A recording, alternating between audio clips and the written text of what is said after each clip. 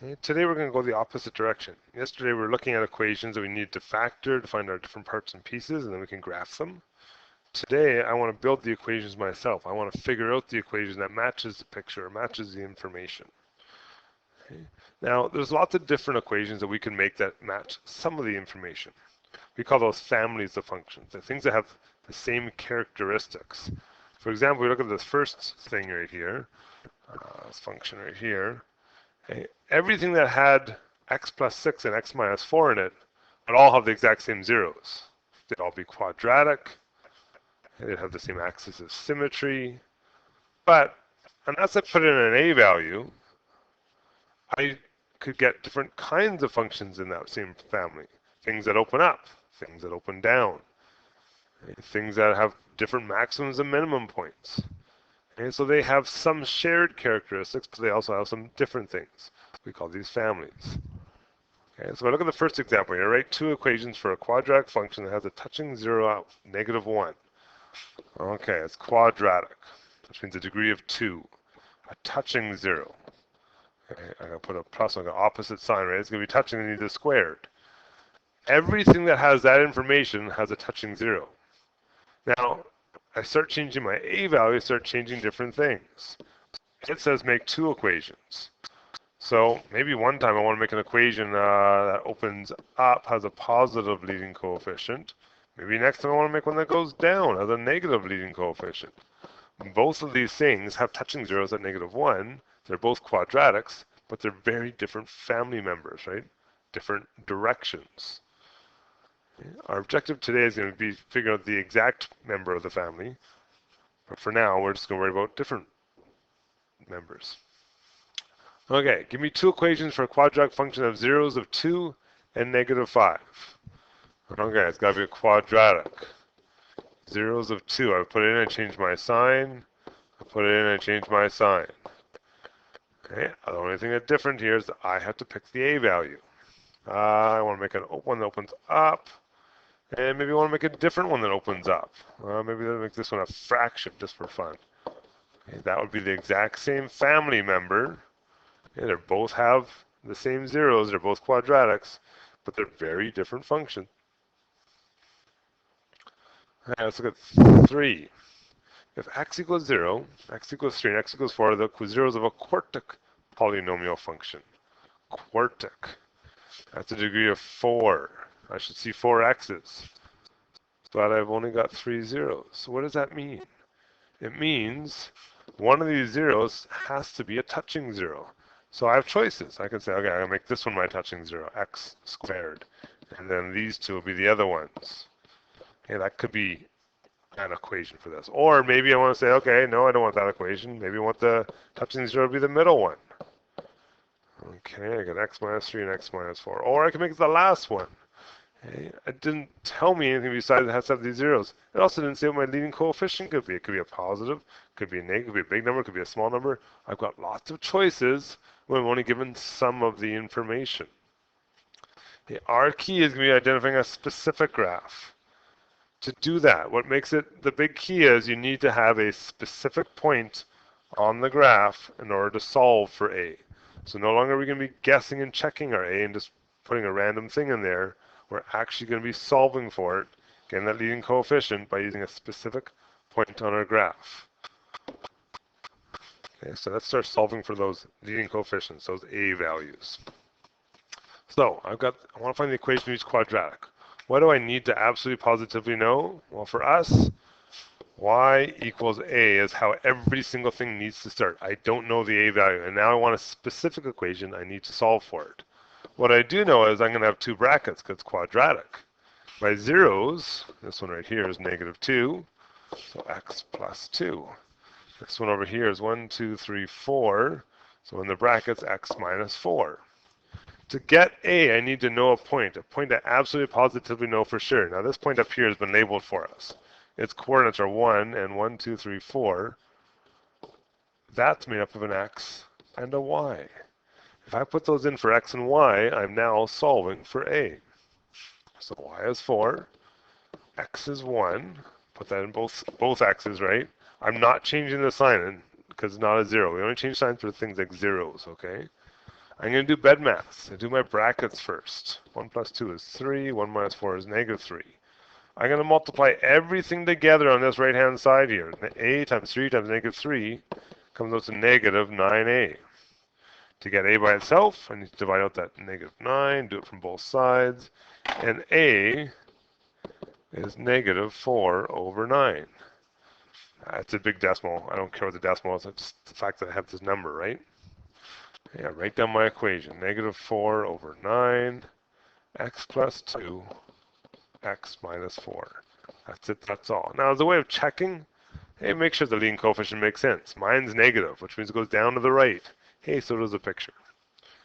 Hey, you got to try the second one. See if you can figure it out. Same ideas. What do we know this time? Y equals A. Same thing we always start with. My zeros are x minus 1, 2, 3, 4.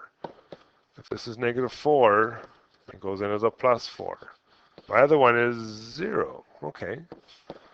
X minus. I can put 0 if I want to. You don't actually need the 0 there. You can just write the letter x, because when you subtract 0, it doesn't change it. Hey, the point that I know this time, 1, 2, negative 2, and 1, 2, 3, 4, negative 4. There's my x, there's my y. Hey, negative 4 for y, negative 2 for x in both spots. Bed mass, negative 2 plus 4 is 2. That's negative 2, multiply it all together. 2 times negative is negative 4 with an a attached. I want to divide out that negative 4 from both sides. And a is 1. All right, that's our equation. Y equals 1, x plus 4, and x minus 0. Now, you don't have to write the 1 in there. That would be totally fine if you didn't. If you wrote down just x plus 4, x minus 0, it's assumed. And even then, you could even write down this. Okay, just put the x by itself, because that's assumed that it's a 0, right? We've seen those before when we had to graph them. That's what they look like when we make equations. Okay, so there's some quadratic ones. Let's take a look at some other equations. Let's look at an exponential equation. Or sorry, a cubic equation. Sketch two graphs that could be in the same family. Oh, same family. Okay, we don't even have to make an equation this time. We're just sketching things. So what do we got? We got our zeros.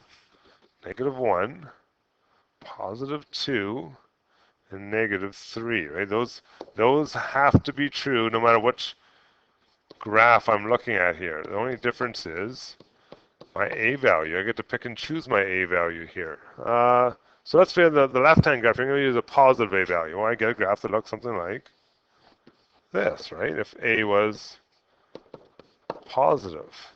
If a was negative, I'd still have negative 1, positive 2, negative 3 for my zeros. My graph this time would start at the bottom and go up. Well, there's two different graphs. Totally look different, right? But they share some same characteristics. So we say they're in the same family. Okay. Let's say I wanted to find my cubic equations now. They're telling me my zeros are 1, 2, and 3, and I'm passing through a point. So how did I start off with? I start y equals a. Always, always, always. My zeros, I change my signs when I put them in. If I want to get the specific equation this time, I need to use points to solve for a. Y is negative 210, that's a big one. X is negative 4. Don't change your sign there because it's not at a 0, right? It's just an x value. Okay, let's do some bed maths. Negative 4 minus 1 is negative 5, and then negative 6, and then negative 7. If I multiply it all together on the right-hand side there, 5 times 6 times 7, and they're negatives, I get negative 210. Oh, that worked out nicely. And divide them both out by negative 210, negative 210, and a is 1. That's my equation. Y equals. I can put the 1 if I want to. I don't need to. It's assumed, but I can put it in. And there is all the parts and pieces. Okay. You guys can try the next one. Hey, I want the quartic this time. Zeros of negative 3, so we start with what we know. I change my sign. Degree 2 means I need a square on it, right? Degree 3 needs, sorry, another one. Degree 2 needs a square over there too. and a y-intercept. Now this is a good one, right? Because y-intercept just gives us a number, but we know that's always x being 0. So they're giving us information without actually telling it to us. So x is not, or sorry, y is 9, x is 0. Let's fill it all in. 0 plus 3 squared. 0 minus 3 squared. BEDMAS says brackets first. Brackets first. Okay, 3 squared makes 9, and negative 3 squared makes 9. Multiply it all together and I get 81a. I gotta divide out that 81. Now, this one's not very nice, but that's okay. A comes out to 9 over 81, or if you simplify that, divide both by 9, and you get 1/9. Alright, what's our equation? Y equals 1/9 x, go back to the beginning up here. I had x plus 3 squared and x minus 3 squared. That's it. I'm done. Alright, last one. Make that equation for that picture. What do we know? I'm looking at it and I'm saying, okay, I need to start y equals a. I got a 0 right here.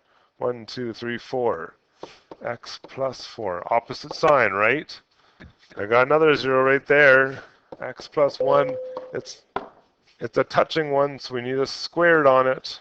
And we need a point to solve. So let's put zeros in for our x's.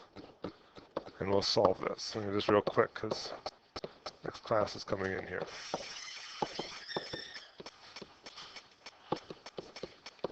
And there is the equation that you guys should get. Okay, so I'm kind of rushed that last one a little bit there. Give it a try, see what you can do with it.